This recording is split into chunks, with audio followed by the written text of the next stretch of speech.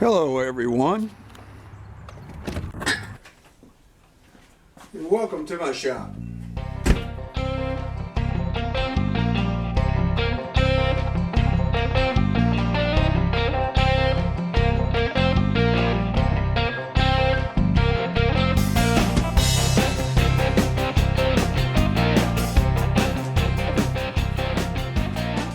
Alright, and welcome everyone. Today we're not working on the Chevy, the GMC, nor the Ford or the Kubota. We're going to be talking about some work I did to this 1966 wheel horse model 876 hydrostatic drive lawn and garden tractor with a 50-inch sickle bar mower. So stay tuned and let's get to it.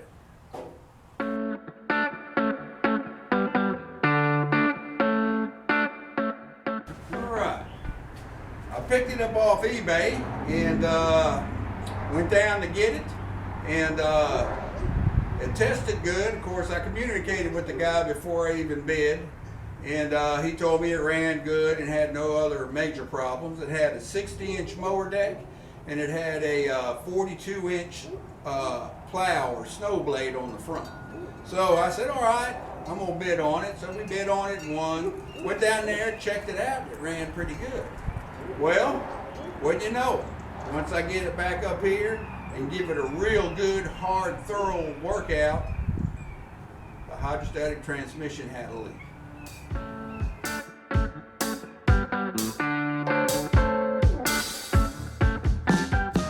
Alright, I've already fixed the leak, but I did a montage showing some of the stuff I had to do, but I'll try to uncover some of this to show what where it was and how it did, because my pictorial montage isn't the best.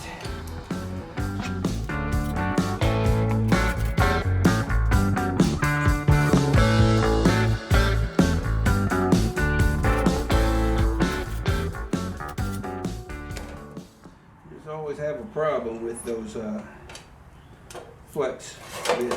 Okay. All right.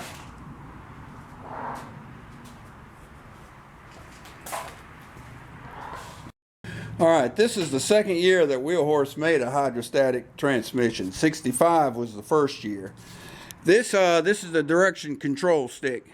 That's forward, about midway's neutral, all the way back's reverse, all right? And down here, this lever, you pull up, that's what engages the belt to the pump here, and down, it disengages the pump so you can idle without a load on it. Now, right here, that rod, I'm going to push it forward and watch how the cam comes up.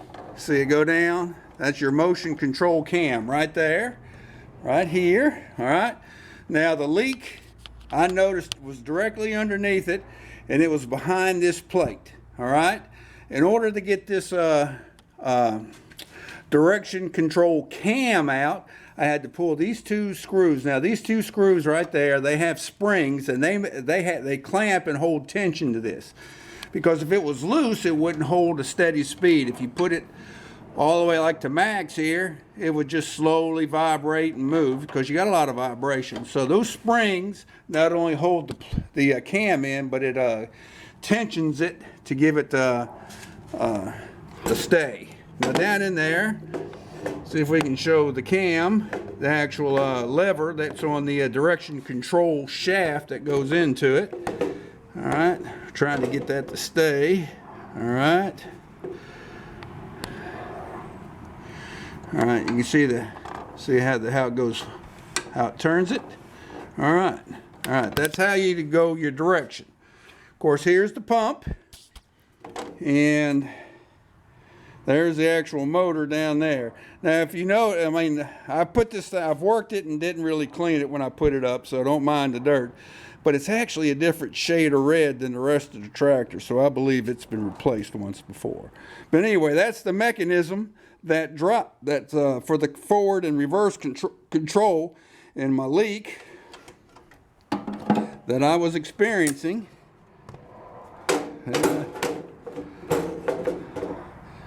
Was right down there. All right. Now, The montage will start and it'll show you some of the things I had to do in order to get to it. Basically, you cannot pull that assembly off unless you split the tractor, all right? There's a pin that goes through the direction control shaft that goes into the pump that you can't knock it in or out unless you got the side panels off, and the side panels do not come off. The only way is to split the tractor. So I ended up having to split the tractor to fix it. So here's the montage and we'll go from there.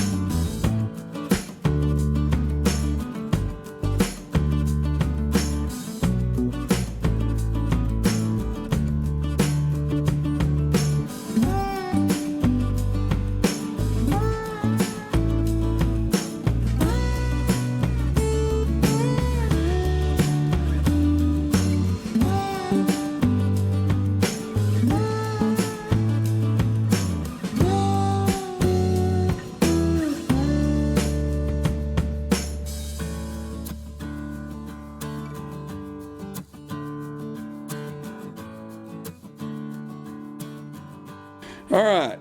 Well, after splitting it 2 or 3 times and trying different things, I made up a gasket out of a rubber inner tube, installed it in place of that outer O-ring, and lo and behold, my leak stopped, no more leak, and it worked just as good as it did before. Now, I checked some old records on Wheel Horse, and it said that there was a retrofit kit to fix these leaks, but there was no pictures of it, and nobody carries it.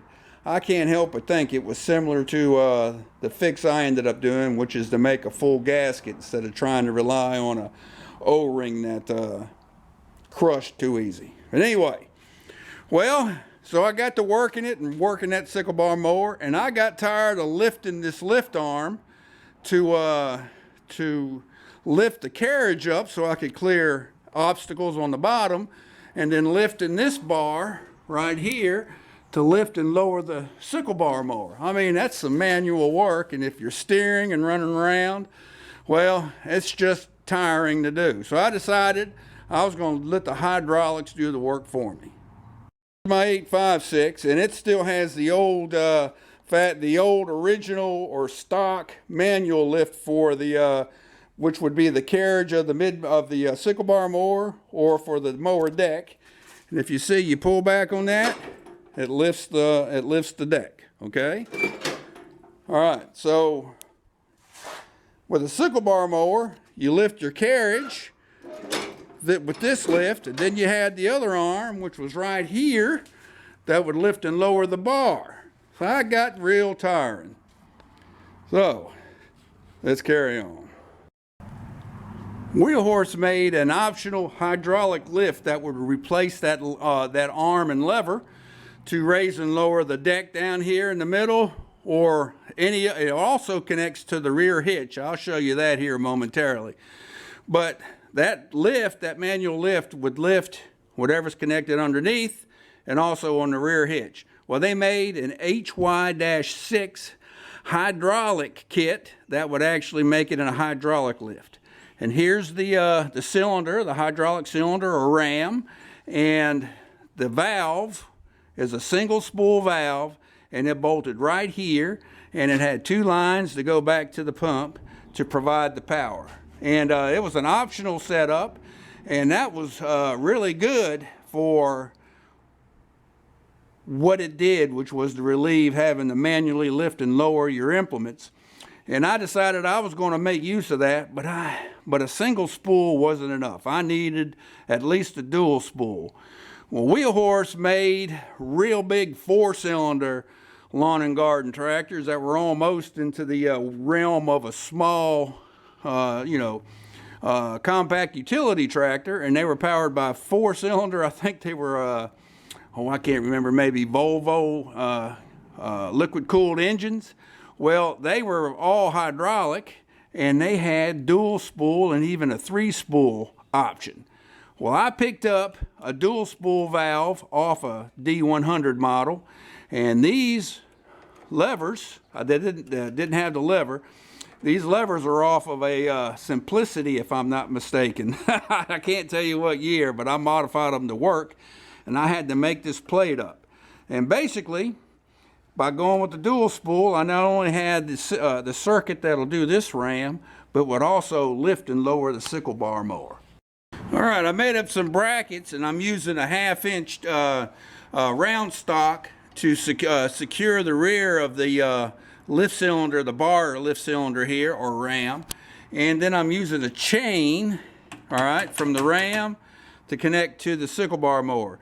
The reason why I'm using the chain is because when the mower's mowing along, it may hit rises and lowers in the ground, and there needs to be some give and not put the pressure back on the hydraulic cylinder.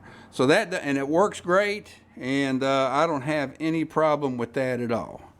So that's the second part of the spool, or the second spool cylinder right there. I'm going to show you the rear hitch on the 856. It's the same on the 876. It's what's called a slot hitch, and this pin here would hold what goes in there. They make adapters that would take it to what they call a clevis hitch for your more modern implements, but that's the lift. And when I lift up on this arm, that's how it worked. Now if I lowered it, it probably won't drop because there's not enough weight on it, but it lifts up the mower deck, plus it does that lift.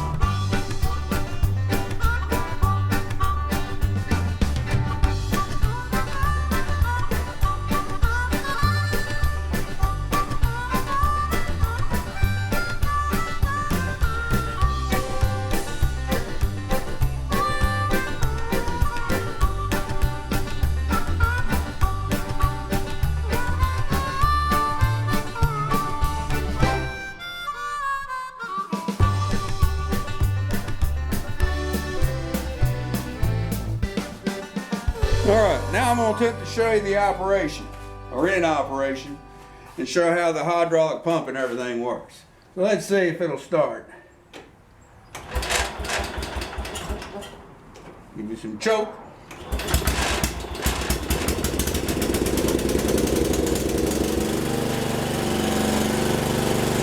Alright, you'll notice the pump's not turning.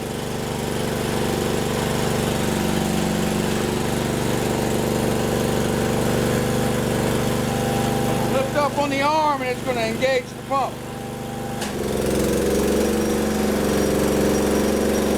Now I got to stay in neutral.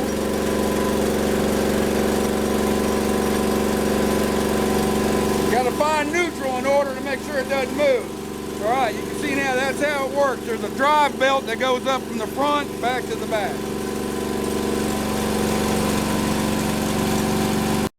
Now I'm going to show you how the sicklebar mower works.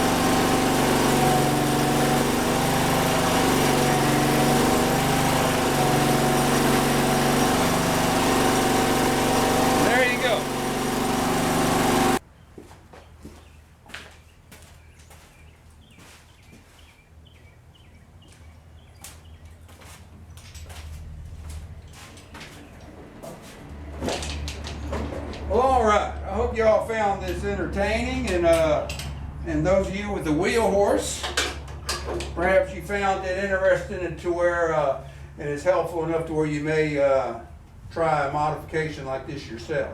As you can see, sometimes when you do some repairs, you got to go outside the box.